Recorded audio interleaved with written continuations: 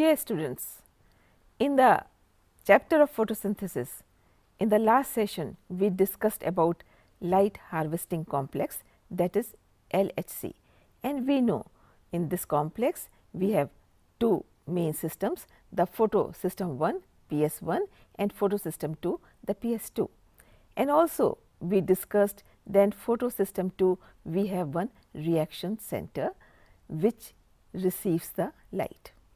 From this point we move forward. We begin our discussion with electron transport. Let us understand how it is happening. We know then PS2, the photosystem 2, we have a reaction center which has capacity to receive the red light. The wavelength is such that it can receive the red light and will produce the electrons. They will move from PS2 to PS1 and we can also call it uphill. After that it will come downhill and it will convert NADP into NADPH and H. Hence, electrons are produced. This is how the electrons are moving, which becomes very important for photosynthesis. Let us now understand this through the slide.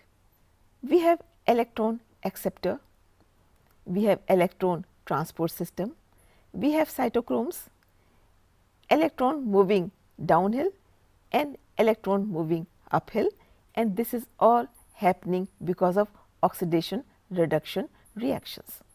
Now, when all this is happening, which you can see in the slide, it is making a Z shape. Sometimes it is also called Z reaction or Z cycle.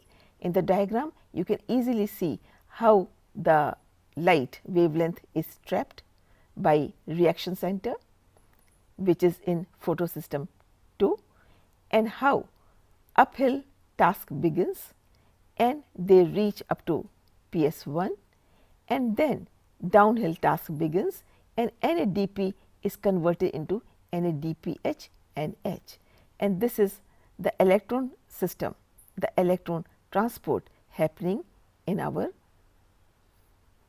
PS2 and PS1.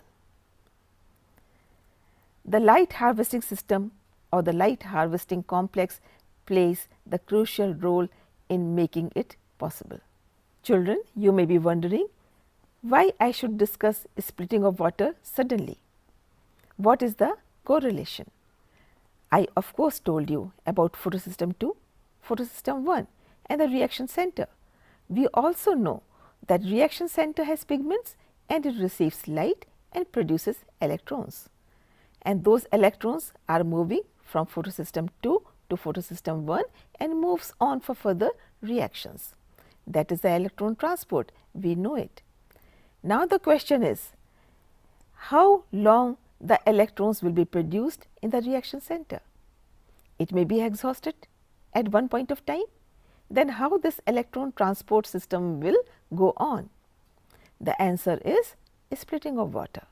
Because of splitting of water, the electron is produced because the water, you know, H2O, it will split into hydrogen, oxygen and electrons.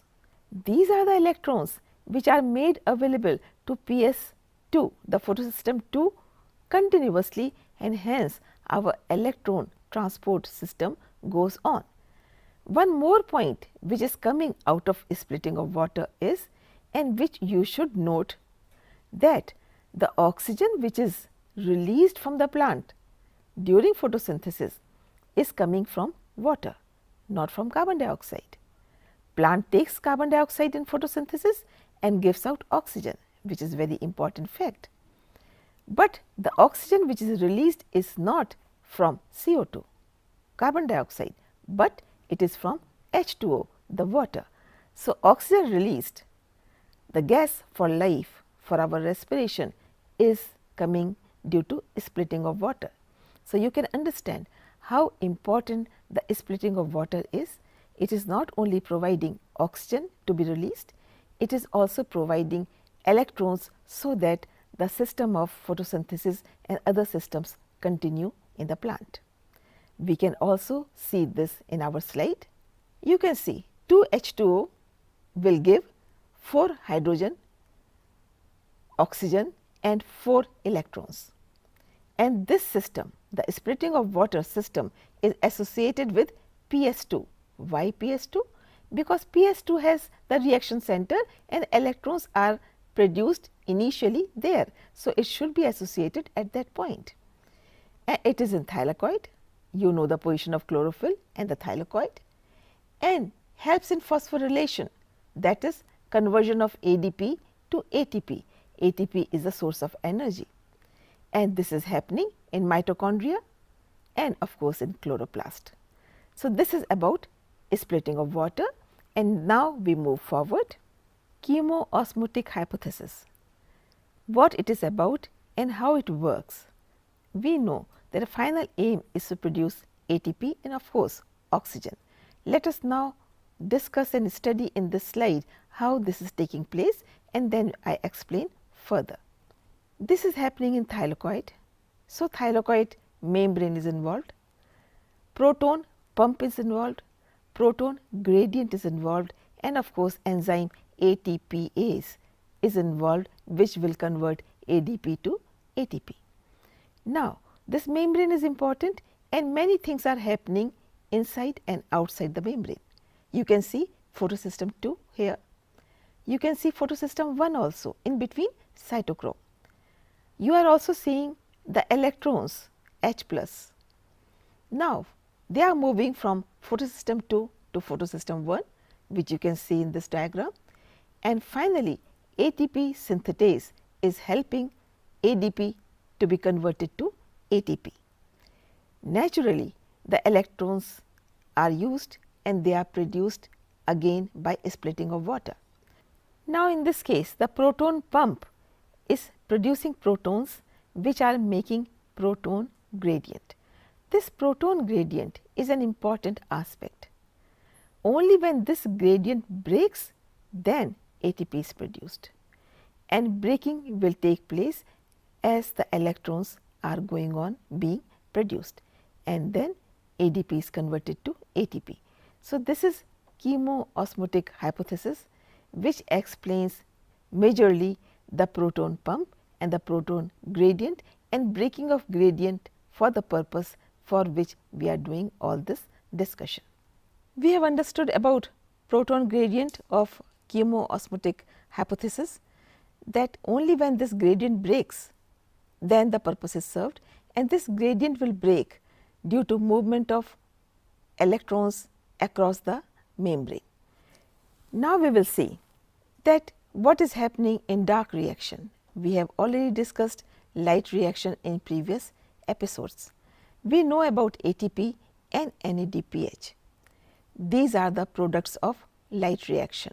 Please remember, the production of ATP and production of NADPH, these are product of light reaction. Now, we move forward with this. It will result into synthesis of food, also release of oxygen, we know the details, and this is a biosynthetic pathway. Now, this biosynthetic pathway we are calling dark reaction. Why? Because it is taking place in absence of light inside the thylakoid, inside the leaf. But it is not very correct to call it dark reaction, because it is taking place in the presence of product of light reaction. Please remember, ATP and NADPH are product of light reaction. That could not happen if light was not there. If sunlight was not available, ATP and NADPH could not be produced. And now, this biosynthetic pathway or dark reaction could not take place if ATP and NADPH is not present. That means, dark reaction is dependent on products of light reaction. Hence, we can say that light is equally responsible and important for dark reaction to take place. Students, we have discussed and understood many parts of photosynthesis. Now, let us see what are the factors that affect photosynthesis. By now, you know that photosynthesis is an important phenomenon and life cannot exist on earth without this process going on, and with that you also know the value of plants around us. You very well know we need sunlight for photosynthesis. So, first factor has to be light. We already know that another important factor for photosynthesis has to be carbon dioxide, and then comes water, because carbon dioxide and water in presence of sunlight will carry on photosynthesis and produce food plus oxygen. In addition to these three, temperature is another factor. Suppose the plant is in a frozen condition, or suppose it is boiling, then naturally photosynthesis will not take place. So, optimum temperature is also the need for photosynthesis. So, we can also include temperature in the factors which may affect photosynthesis. We will discuss about law of limiting factor and also factor at suboptimal level. Now, first let us start with the light. We know photosynthesis takes place during the day and it does not take place during the night because of absence of sun. That means light is important. In your class, in your laboratory, your teachers have helped you in understanding how in absence of light the leaf will not undergo photosynthesis. So, we can say that light is an important factor. If carbon dioxide is not made available experimentally to the leaf, then also photosynthesis will not occur, and that means carbon dioxide is also important, and we are very pleased to know this because we are producing lot of carbon dioxide and we want oxygen in exchange, and our plant friends are doing that for us. Water, which is again a basic need for plant and also for the photosynthesis. Now, when I talk of law of limiting factor, what do I mean by this? I mean that if photosynthesis is not taking place in a plant, then either one factor is important which is not working well, one factor may be responsible for this, or suppose 2-3 factors are responsible, 2-3 factors are affected at the same time, then law of limiting factor says that the photosynthesis will be affected by that factor which is at the minimal level. So, out of 2 or 3, the one which is at the minimal or subminimal level will eventually affect the photosynthesis. So, photosynthesis is definitely affected by so many factors, and if everything is okay, plant continues with photosynthesis, production of food and production of oxygen. At this point, I will remind you that this is photosynthesis where plants are taking carbon dioxide, giving out oxygen, but they are doing respiration also, in which they also take oxygen like us and they also give out carbon dioxide like us. In this session, we have discussed about electron transport system, splitting of water, oxygen coming out from water which is released by the plant. Also, we have discussed chemoosmotic hypothesis and the dark reaction for which the product of light reactions are important, and then we also discussed the factors affecting photosynthesis like water, like carbon dioxide, like light, and law of limiting factor. With this, we come to the end of this session. Thank you.